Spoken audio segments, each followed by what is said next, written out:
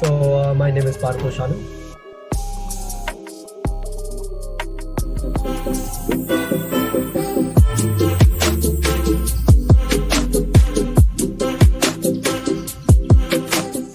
My name is Paritosh Anand. I'm 21 years old.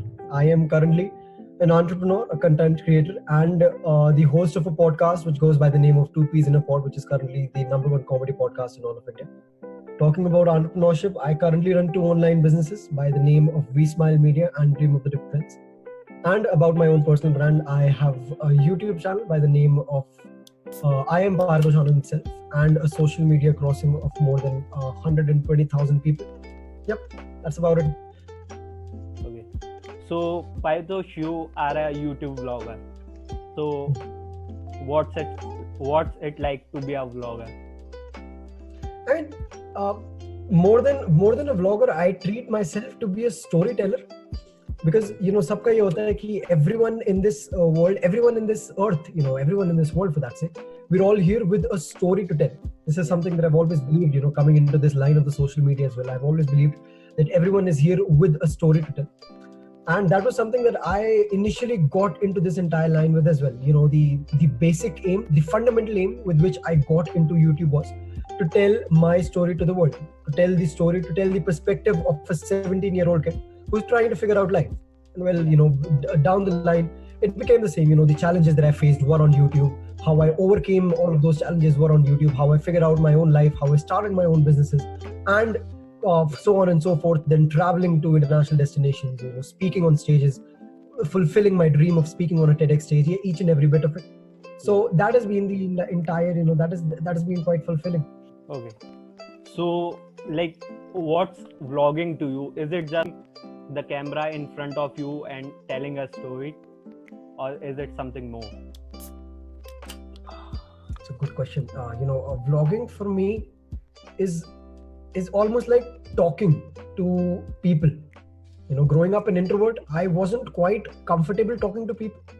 And, putting the camera in front of me and talking to it gave me a sense of confidence that, okay, if I can talk to the camera, I can talk to people as well. Yeah. So eventually that camera became a sort of a wall between me and people. And that became something that gave me a good amount of confidence, which eventually brought me up on the stage to tell me my story as well. Yeah. Okay. So, this was it wasn't just vlogging for me. It was almost like me speaking to people, me talking about my story to people, and then giving out a particular message that, that people could take some inspiration. Yeah. So, who do you think should go into this field? Everyone with a story. Anyone and everyone who believes that, they have a particular story within them that needs to be told. Everyone who believes that they have a few perspectives, a few ideas, a few values that need to be shared with the world, bring it out.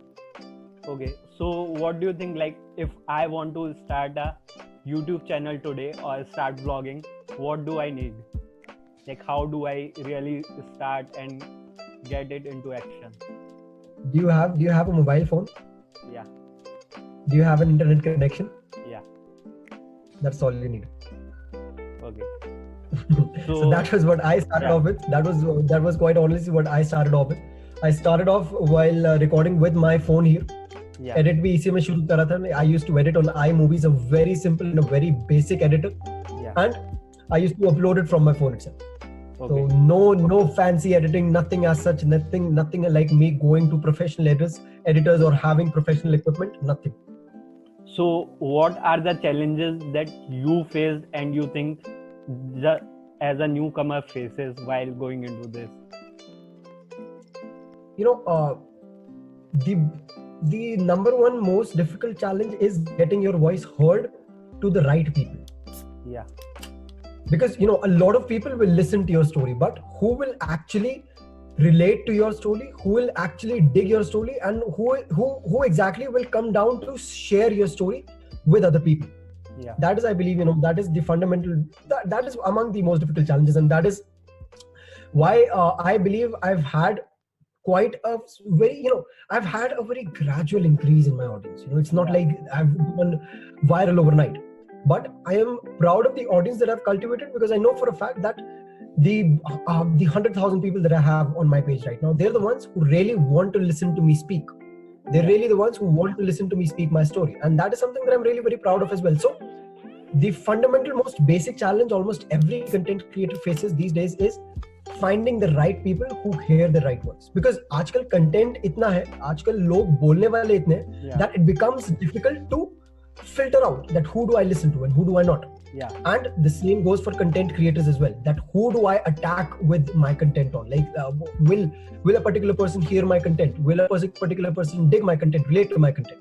Yeah. So that is the number one most difficult, I believe, the fundamental challenge that every content creator faces. Okay. So that's only my next question. Ki what do you think? Ki there are hundreds, thousands of content creators. So how does one find a niche of his own? See, you can either be a big fish in a small pond, or you can be a small fish in a big pond. That is what you have to choose between from. You pick a niche. See, everyone is here with a story, and that story almost remains simple and very similar. ठीक है, सबका story similar है. क्या? Struggle किया, struggle से उभर के ऊपर आए, मेहनत करी, and then we make it. Yeah. But how you put that story out? Everyone has a different set of challenges that we go through. Everyone has a few different mindsets that we acquire in order to achieve those challenges, in order to overcome those challenges. So the story remains the same, but the perspective changes. And that is what the world needs to hear of. The world needs to hear your perspective. So pick on a niche where you believe that you can do justice to it, and do not think about the rest. Okay, so do you think vlogging as a career option for anyone? Just vlogging, or do you think one should dive into different fields along with this? Okay. See, quite honestly, I have never been an advocate of having just one stream of income. This is something that I've always believed all my life as well. I've always wanted to have multiple streams of income, and that is something that I am doing right now as well. I am trying to build as much financial stability as I possibly can with the help of multiple streams of income. The maximum I can do. The more I can do in this one particular field to expand the reach that I have to grow financially, the better it becomes. So coming back to the point, I won't quite suggest that one person relies completely on YouTube, even though it's possible. We do have people who are relying completely on YouTube for their entire sources of income. But having said that, it's always good to have multiple streams of income. And you can definitely develop those multiple streams of income through YouTube as well. Be it through personal branding, be it through having a merchandise of your own, be it through using your own personal brand to reach out to people and earn money in that case. So you can always have that, but never rely. My personal suggestion: never rely on one particular platform for your entire stream. Okay. So if you started YouTube today, what advice would you have given to your younger self? It's quite a good question. Had I started YouTube today? Be original. Be authentic. Okay. So when I started out on YouTube, I was trying very hard to be someone I was not. Yeah. I was trying very hard to, be super energetic and be loud and be that very adventurous form. I had a shadow right in front of my face, and I could feel it as well. I could feel it with the kind of content that I was putting up. Yeah. And eventually down the line, when I started being my real authentic self, and when I started to see that people are actually digging this more, people are actually relating to this more, I realized that this is the way to go as well. Because that was when I was truly able to come out as a content creator. शुरू में content बस ऐसे निकाल रहा हूँ, but eventually when I realized that this is who I need to be, this is where I need to be, that is when everything changed. Yeah. Okay. So do you think there's something like dark side of vlogging also? Like definitely. Yes, complete your question. Yeah, things that you can't do as a vlogger after you become a vlogger. See, not exactly a dark side, but I would definitely say there is always an other side of it. There's always another side to a coin that people don't generally see. Another side of the coin that people generally ignore. being someone with a hustle, being someone who's always, being someone, I'm talking in context of myself and a lot of other people who are in the same stream, being someone who has always been someone who's given work the top priority. It has been difficult to find the right balance between my work life and my personal life. Yeah. It's been difficult to, kind of give time to people, time to a few certain aspects in my life which need the time, because obviously, if you really want to proceed, you proceed together.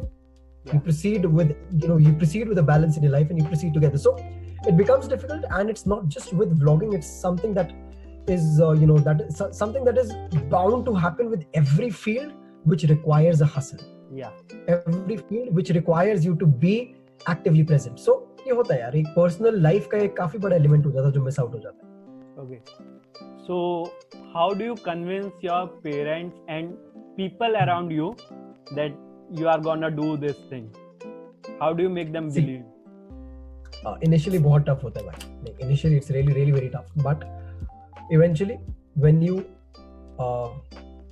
start proving it to them through monetary means, through different तरीके होते हैं, like be it financial, be it recognition, be it the impact that your videos are creating. That was what helped me out as well. That was what helped me in a very very big manner. The kind of impact that I was spreading, the kind of impact that I was having on people who were watching my videos, and then the financial returns I was getting out of creating videos. So that was something that really helped me out, and the very fact that I've been a very instrumental part of my family's finances as well.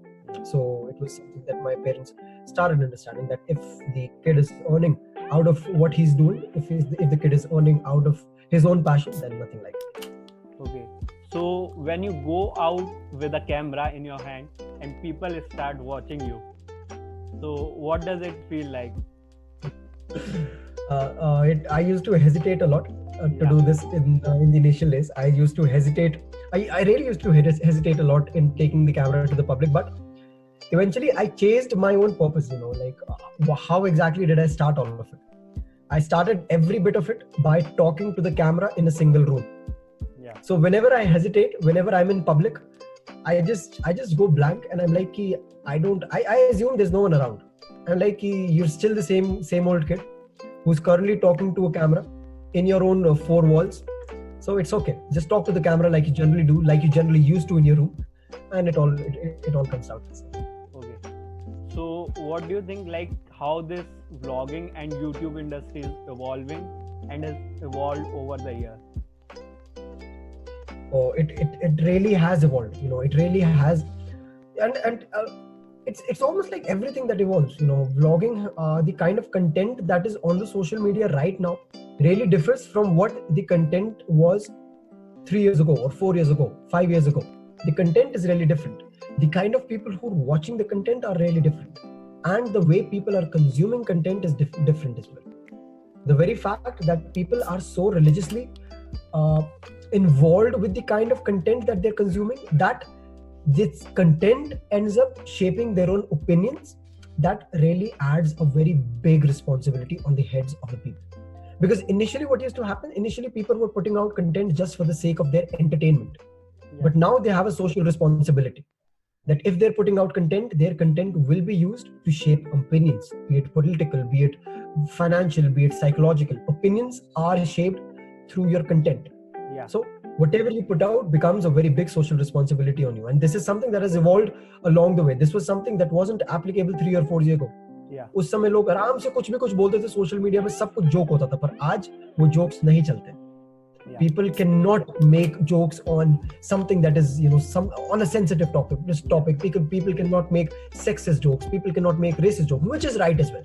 Which is something that was grossly wrong that used to happen 3 or 4 years ago. But I'm glad the audience has evolved. I'm glad the content has evolved as well, and I'm glad the way people are consuming the content. So yes, apart from just the entire YouTube vlogging scenario, people and the audience have evolved as well. Okay. So that's all the questions that I had, Paritosh, for you. And thank you so much for joining. It was a great pleasure for me. Absolutely, man. Likewise. Lovely questions you asked, man. It was good.